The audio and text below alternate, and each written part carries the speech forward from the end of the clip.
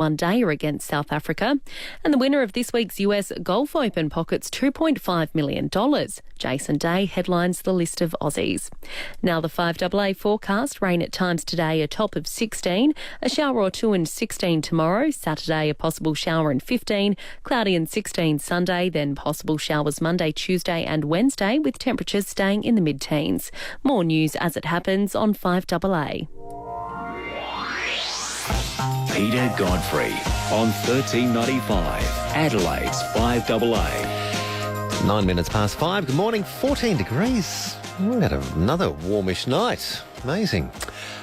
Quickly, another email here, Vic. Just following Paul mentioning earlier, the news we had earlier, Wendy, that many people know. Sadly, her beloved dog Stevie passed away last evening. Wendy rang us to tell us early in the morning, was quite upset about it. Vic, with a message for you, Wendy, if you're up and about, he says, I'm sorry to hear about Wendy's dog Stevie. Wendy, if you're up, Stevie's soul has gone to another dog, and Wendy, one day you'll pick another Stevie with old Stevie's soul inside. Beautifully put, Vic. Good on you, mate. You're a softy at heart. Good on you. Nice words. There you go, Wendy. Hope that helps a little bit.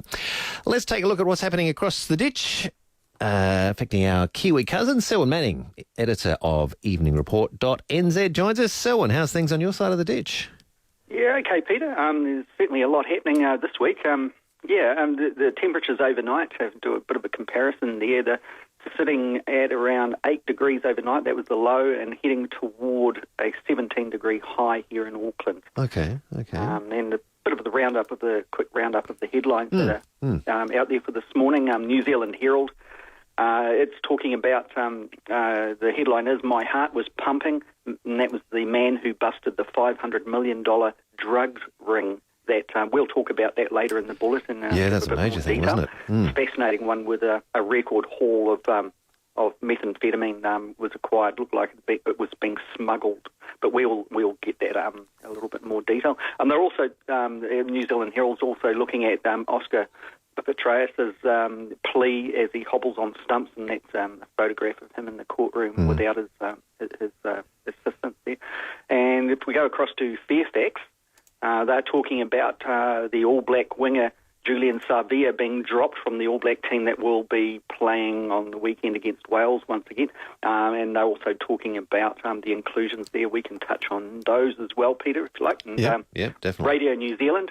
This is the big issue here. It's leading with the Teina Pora payout, and they say, the quote here is, it is several $1 million short of what it should be. They're also talking about a tale of survival for those that did survive on the stricken yacht that was about 500 kilometres north of Auckland, the yacht called Platino, and it was in a real bad state, huge swells out there in the South Pacific, and a container ship aided it after New Zealand Air Force was able to identify where exactly the yacht was. So 3 people survived on that and were taken to safety. They're heading toward New Zealand now.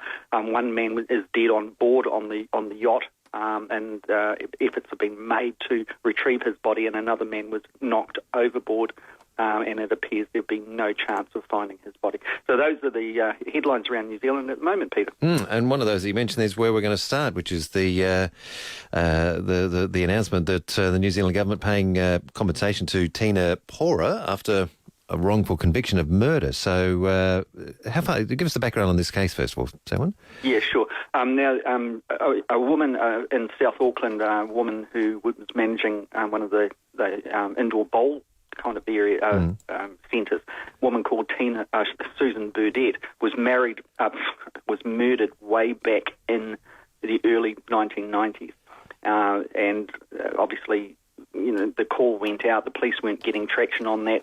The police put a call out for reward for information that would lead to the conviction of the offender. And a young man in his mid-teens came forward, a man called Teina Pora, and he claimed that he had information that would satisfy the police in getting a conviction here. Now, what happened was it ended up Teina Pora served 21 years in prison for that murder, Peter, after being found guilty twice. Yeah. Despite there being no evidence of him having been at the murder scene, and the fact that the DNA that was extracted from semen found at the scene matched what became one of New Zealand's most notorious lone wolf serial rapists, a guy called Malcome Rewa. Now, Teina Pora He is, I should say at this point, Peter, he is affected by fetal alcohol syndrome. Okay. And shortly after the killing of Susan Burdett in 1992, when the police issued that call for information leading, in a reward there, Teina Pora, as I was saying, he made up a story. He went to the police. He thought that the police would believe him, and they certainly seemed to. He thought that he would get the reward in his mind. Instead, he found himself, as I was saying, he found himself confessing to the murder that he didn't commit. Now, he served 21 years in prison for this murder, and it wasn't until a very persuasive media investigation, Peter, into the whole case by journalists Paula Penfold and Eugene Bigham, and work earlier, I must say too, that was done by the New Zealand Herald's Phil Taylor, all led to the Teina Pora case being raised once again, and it was tested at the Privy Council in the UK, and the outcome there was in favour of Teina Pora.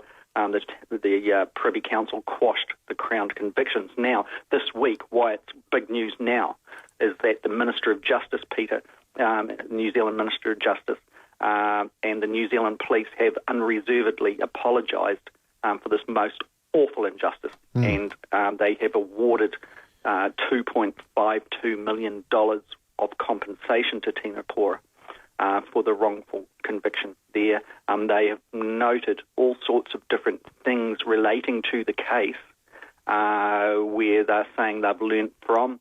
They are saying that police procedures, the police apology itself details that and goes into how the procedures have improved and how they've learnt from this. It isn't claimed that there was corruption involved, and put it in simple languages, there isn't the claim that Teina Pora was stitched up for this murder just to get a conviction underway. But it certainly was one where the practices and the interview tactics and the lack of recognition for the fecal alcohol syndrome of which he is affected by, that wasn't taken into account. Okay. And claims are that certainly would be today. Okay. There'd have to be criticisms of incompetence, I guess, too. Would there in the investigation? Yeah. I think that's where if you looked at these things, it often is a scale, isn't it? Is this incompetence or is it corruption? Yeah. There has been previous cases in New Zealand where the corruption element comes to the fore, namely the convictions of Arthur Allen Thomas at two different trials, I've got to say, for the murders of Jeanette and Harvey Crew way back in the 1970s, early 1970s there. And Arthur Allen Thomas served 9 years in prison, and it was found that the police planted a cartridge case so that they could get a conviction in that cartridge case that came from the Thomas rifle. So, that he received way back then at the end of the around 1979, 1980, he received $1 million. Now, there are claims, Peter, as I said, Radio New Zealand's leading at the moment, saying that the compensation for Teina Pora all these years later is not enough, that Arthur Allen Thomas sent down for 9 years in prison.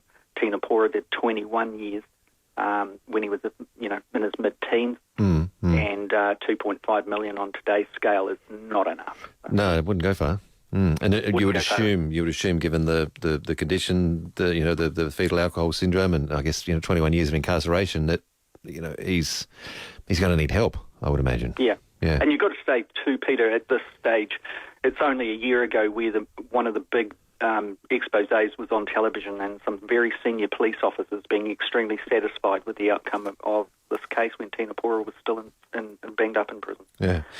So some of the lessons may have been learned, but it wouldn't be right to say that those lessons were taken on board by all senior police in this country. Okay. I guess the other big question with this is this all started with the murder of a woman. Has the murder been solved? Has somebody been convicted for it? Because this is the thing. The injustice is twofold, isn't it? Justice hasn't been served to either Susan Burdett, the victim here, or her family, and that's the shameful thing. The fact of the matter is that DNA shows that Malcome Rewa, the serial rapist who is doing time now for under preventive detention orders, was at the scene. Yeah. That shows that was the case. Most of the evidence as presented suggests that the person was alone. Okay, so he's not been convicted, though? He hasn't been convicted for the murder, and the onus will be on the police now to look at whether or not that is there. Well, on the face of what I've just said, you would imagine there's a prima facie case, wouldn't you? So, let's hope that the police actually pursue that. It seems that any reasonably minded person would suggest that that Malcome Rewa is certainly should be put before the judge. Put before the court, yeah, indeed. Yeah, indeed. Well, all right, so I just have to have a quick break, but another big news story come up in a moment. You've alluded to already, a big methamphetamine bust. We'll get some more details about that from you in just a sec. It's a big one, Peter. Yeah, Selwyn Manning, editor of EveningReport.nz is with us. More in a moment here at 5AA. North Point Trader means business with their end of financial year sales in June. And that's June business with a capital J, as in you'll jump for joy when you see these deals. Get into a Corolla from only $21,990 drive away. And the new look RAV4 from $29,990 drive away. Plus the lowest of low financial deals on Camry and Orient petrol models. Too many to mention. North Point Traders got what you're looking for. Hillcrest, Prospect and Port Augusta, northpointtrader.com.au. I find it hard to share my feelings, but there was an instant attraction. Since we've been together, I can't wait to get home. And weekends, wow. Yeah, it's love. The garage I've always dreamed of. There's a lot to love about the Olympic Industries end of financial year sale. Huge savings you'll adore across the entire range. Garages, carports, verandas, rumpus rooms, rural or industrial sheds and more. Olympic Industries end of financial year sale. Limited time only. See our website for display locations. Olympic Industries, built to love and built to last. My name's Valerie. When I turned 80, I walked my Hyson Trail. When you fall over and break your kneecap, you think you're going to do it again. At ACH Group, we listen. Because your needs and interests are different, the solution is too. ACH Group really listened to me. They organised someone to see what services I really needed. Because of the help, it gave me the confidence to do my walking again. I feel terrific. I really do. ACH Group. Good lives for older people. Phone 1300 22 4477. Don't hide from winter, celebrate it with a winter holiday adventure at Discovery Holiday Parks. You'll love our cosy cabins, and the kids don't care if it's winter, as long as they're having fun, which is easy to do at Discovery Holiday Parks. There's great winter specials available right now on cabins and sites at all 6 Discovery Holiday Parks across SA. So discover how good winter can be and book now at discoveryholidayparks.com.au and rediscover family. Jim's Antennas supply and fit antennas, but antennas aren't the only way to watch TV now. You can do it via internet. Jim's Antennas can connect you to free catch-up channels or Netflix or Stan or Presto. Jim's Antennas can also add data points in the kids' bedrooms. Oh, and payment plans with no interest ever? Jim's Antennas does that too. Fees, charges, terms, conditions and lending criteria apply. Visit certegyeasypay.com.au. Jim's Antennas for all TV and data connections. 131546. jimsantennasadelaide.com.au. The road to recovery does not end when you leave the hospital. It starts at the Physio Extra Rehabilitation Centre, specialised rehab for people of all ages with neurological conditions such as cerebral palsy and stroke. Our experienced physiotherapists integrate traditional techniques with robotic-assisted walking training using the Locomat. Physio Extra Rehab Centre, maximising physical function for all ages. Google Physio Extra Rehab Centre. Peter Godfrey, talking Adelaide on 1395 5AA. And we're looking across the ditch at New Zealand. Selwyn Manning, editor of EveningReport.nz with us. Now, Selwyn, this drug bust. Now, this is major, isn't it? ICE, or as you guys call it, P, with nearly $500,000 on the street. New Zealand police have busted this ring and taken it out. $500 million. Oh, half a billion, sorry. $500 million, yeah. 448 million. It's huge. And what they've calculated that it's 448 kilos of the stuff, all packed into half a ton suitcases. And those suitcases were found inside a very tidy-looking boat, actually, that was abandoned, or appeared to have been abandoned on a very remote part of 90 Mile Beach in the far north of New Zealand's North Island. Ocean Beach there, of course, and then they found later on more of the drug buried in sand dunes, Peter, after they found a cell phone on one of those that they apprehended for this alleged crime, or alleged involved with this crime. That on the cell phone they found GPS coordinates, and so the police followed those GPS coordinates, and there, buried in the sand dunes in this very remote location, is a whole heap of more. So they haven't calculated the extra, but it's understood that the street value of this is going to go up beyond the $448 million. Gee. Nearly $500 million. I mean, you're starting to talk very serious money there, aren't you? Yeah, indeed. The wonderful thing about this, Peter, why I raised it, was the bust followed people in Northland, the community up there. That's around the Kaitaia and 90 Mile Beach area, to be specific. Yeah.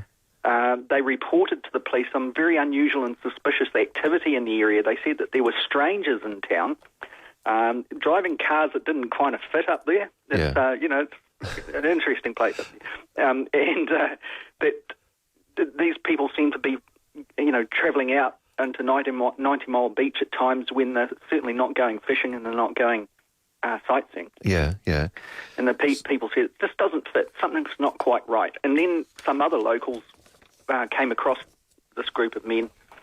They were trying to get a boat back into the surf and to go off, and they just didn't seem that made sense. And it made even less sense as far as legitimacy of the act when the individuals with the boat tried to pay them some very large sums of cash to help them get the boat into the surf. Right. So anyway, the police have had a very good investigation on this one and got a big result, Peter. There we go. There we go. There's 3 men before the courts at the moment, and there's the talk coming down from Kaitaia is that the drugs were being smuggled in to New Zealand from that remote location. Okay. And destined for the Auckland drug market. Okay.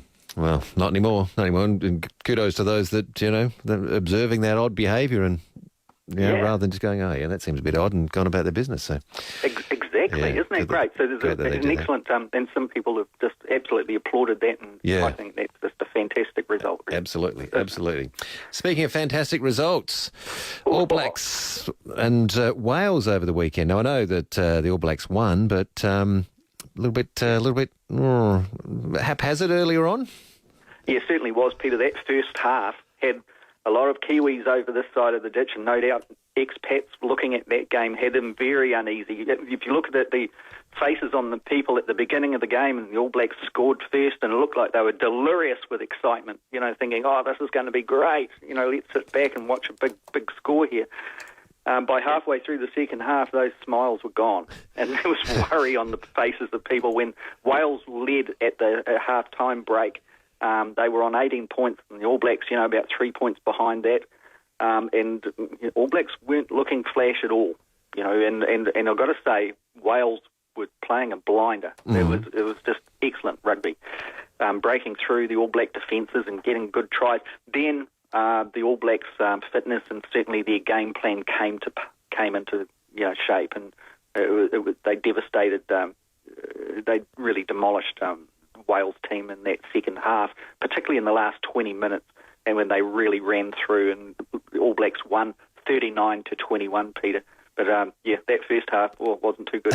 But then remember that the All Blacks, that was the first game since they won the Rugby World Cup last year, and a lot of wouldn't say necessarily new blood in the team, but certainly the people have been around the squad. But this is their A team now, and there's new blood in that A team. Put it that way. Now it's all looking forward to this weekend, where the whole thing is played again, this time down in Wellington. And the anticipation here is that the All Blacks are getting their act together now. There's been a few changes in the areas that were problematic, particularly around the back line.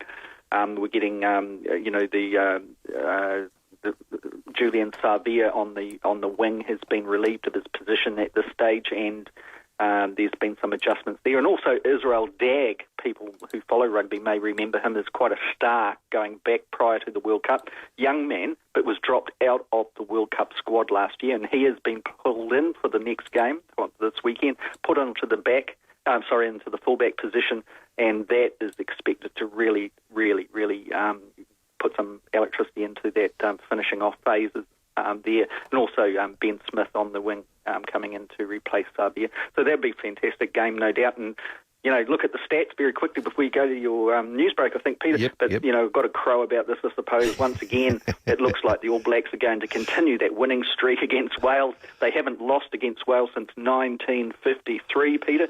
Wouldn't it be great if the Wallabies could do that kind of streak against the English? Yes. But feel for you guys there. Hopefully you get a win. But the and the other thing is the All Blacks haven't lost a game in New Zealand for 39 international tests, and that goes back to September 2009 since the Springboks beat the All Blacks at Hamilton. But Peter, if the All Blacks break that wonderful spell and lose this weekend, I'll eat my hat for you on here. All right, we'll hold you to that, Selwyn. It might be made out of crackers, but still I'll eat the hat. All right, mate. All the best. Have a great week. We'll see whether you got to eat your hat same time next week.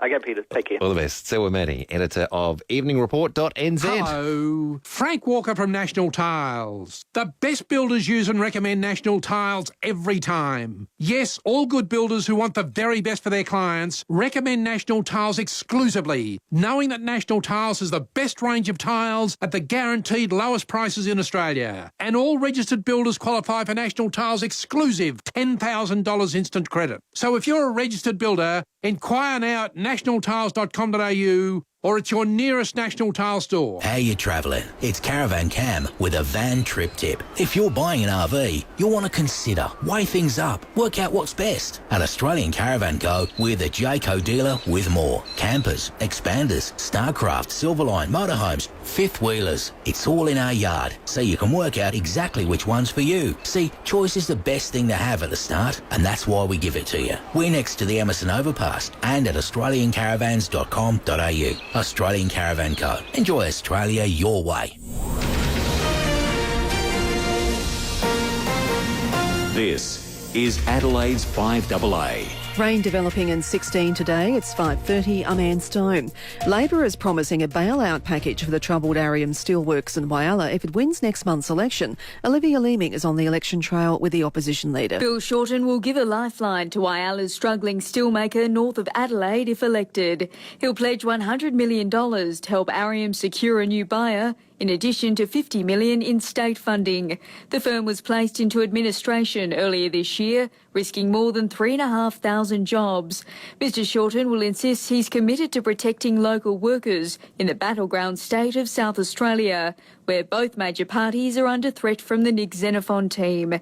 Independent Queensland MP Bob Katter has been criticised over his election campaign ad, which suggests he shoots two men dead. The advertisement shows Mr Katter blowing smoke away from a pistol before viewers see two men lying in a paddock. Mr Katter says the ad was approved 2 weeks before the Orlando shooting and is just meant to be a bit of fun. A judge will sentence Oscar Pistorius on July 7 for the murder of his girlfriend Reva Steenkamp. Prosecutors want the 29-year-old athlete to serve the minimum 15 years behind bars for shooting dead Ms Steenkamp at his Pretoria home 3.5 years ago. And Ms Steenkamp's cousin, Kim Martin, has slammed Pistorius for not testifying. All we've ever wanted is the truth. And I know people said, but you got the truth, but we didn't. Oscar's version changed so many times. Presidential hopeful Donald Trump will meet the leading US gun rights group about preventing people on a government terrorism watch list from buying weapons. As the BBC's Barbara Plett reports, it follows an outcry over gun laws after the Orlando massacre. The gunman Omar Mateen had at one point been on an FBI terrorist watch list, but he was still able to easily buy an assault weapon. That's prompted renewed debate about legislation barring people on such lists from buying guns. The Democrats have redoubled their efforts to get it through Congress, so far blocked by the Republican majority. Unlike other Republicans, Donald Trump had previously expressed support for such measures. Now he says he'll raise the issue with the National Rifle Association, the powerful lobby